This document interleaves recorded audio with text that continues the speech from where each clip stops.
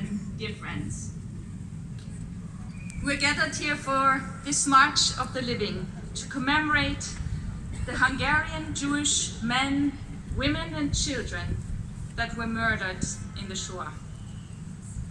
In 1944, the last year of the war, when war material and fuel was getting scarce, and Germany fought already in the defensive, the Nazis still feverishly pursued one goal: to annihilate in their sphere of interest all Jews.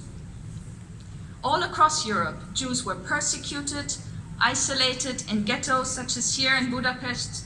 Their property was destroyed and stolen, their synagogues and cemeteries desegregated. The Nazis and their collaborators sent over 500,000 Hungarian Jews and 28,000 Romani to their certain death in Auschwitz-Birkenau. The Holocaust was a European tragedy, but it happened locally. And not all victims were Jewish, but every Jew was a victim. As we walk towards Bethlen Gabor Square, we remember them. We remember the victims to ensure we never forget. We want to never forget because we want to ensure it never happens again. Not to Jews and not to any other group. We need to teach our children about this darkest chapter of our history. And we should also remember that Jews resisted, and some were helped by today righteous among the nations, including in Hungary. Their bravery to help at the risk of their own lives, to speak up when it was risky and others stayed silent, is an inspiration to us today. Because anti-Semitism is on the rise. Here in Budapest, Jewish life is vibrant. The community is diverse and active. And yet, 8 out of 10 Hungarian Jews in a representative survey said that anti-Semitism is a problem for them.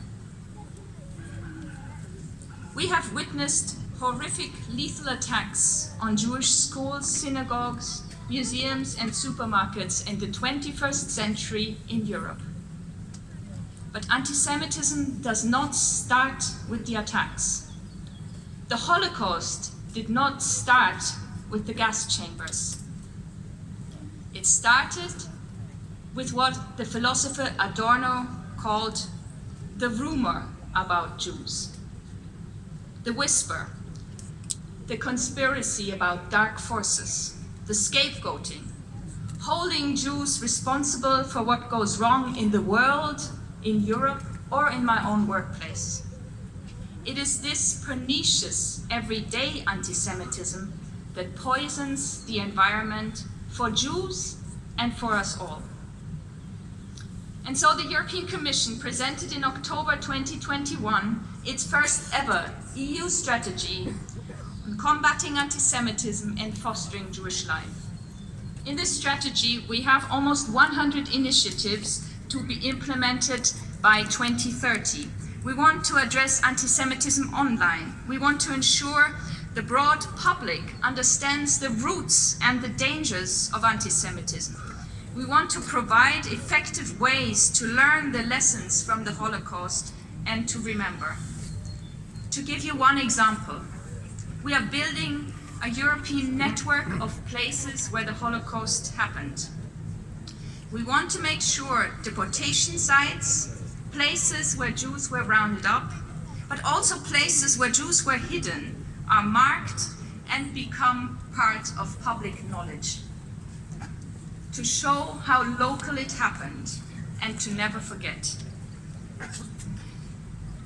We hope that places such as the Budapest ghetto will become part of this European network. But the most important goal of the strategy is to ensure that Jews in Europe can go about their lives in line with their religious and cultural traditions and free from security concerns. As a German and as a non-Jew, it was the honor of my life to help see a strategy, the light of day, that has at its very heart the idea of fostering Jewish life in Europe and beyond in all its diversity. And I'm very pleased that the Hungarian government is currently preparing its own national strategy, because we cannot do this alone. We rely on the commitment of each EU member state, of civil society, and of course the close cooperation with the Jewish community, including here the Hungarian Jewish community, which are a strong partner to move towards an EU free from anti-Semitism. Ladies and gentlemen, 20 years ago, Holocaust survivor Elie Wiesel asked at a conference hosted by the European Commission, why do always the Jews have to speak up against anti-Semitism? Where are all the others? I'm pleased that here on Kolte Anna Square today, the Jewish community is joined by all the others. This is a strong sign of unity and support, a strong sign of standing up for diversity and for democratic values. Because standing up against anti-Semitism means standing up for democracy. Europe thrives when its Jewish communities thrive in it. Together with all member states, we work towards a European Union free from anti-Semitism and any form of discrimination, for an open, inclusive and equal European society. Thank you very much. Köszönöm.